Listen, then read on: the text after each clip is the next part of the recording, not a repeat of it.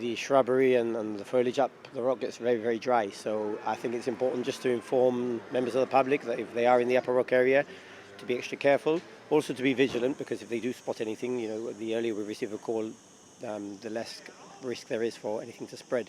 But yeah, to be extra careful, especially with smoking materials, or if they're going up and having a picnic or anything, just to make sure they don't have any glass that they leave laying around or any broken glass, stuff like that. So yeah, and then again, no cooking obviously up the rock or anything like that either. That's strictly off limits.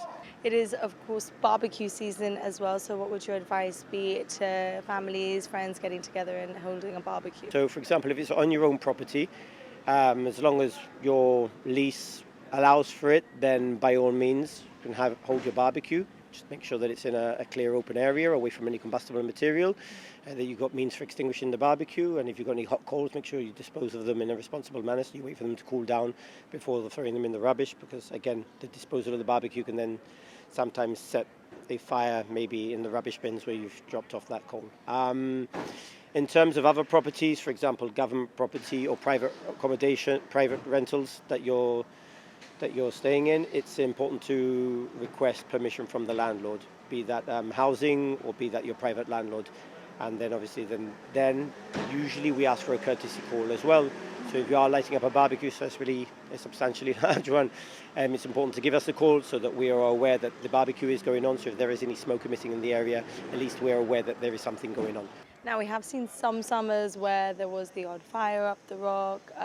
How would you describe this summer compared to other years so far when it comes to any high-risk activity?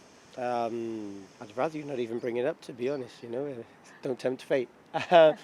No, like I said, this summer has been quiet in terms, we've had a couple of minor calls, but thankfully nothing major, and hopefully it'll remain that way for the remainder of the summer. Do you think that's a sign the community is kind of taking heed of your advice in the past? I definitely think that locally we are quite vigilant. If you think about our population density, the number of people that we have here, for the most part, it is relatively safe when it comes to fires. Of course, we get fires, kitchen fires and minor instances here and there. But if you're talking about major fires, we are quite fortunate. And I think that is definitely down to the community. I think, obviously, our fire safety department do a great job when it comes to raising awareness.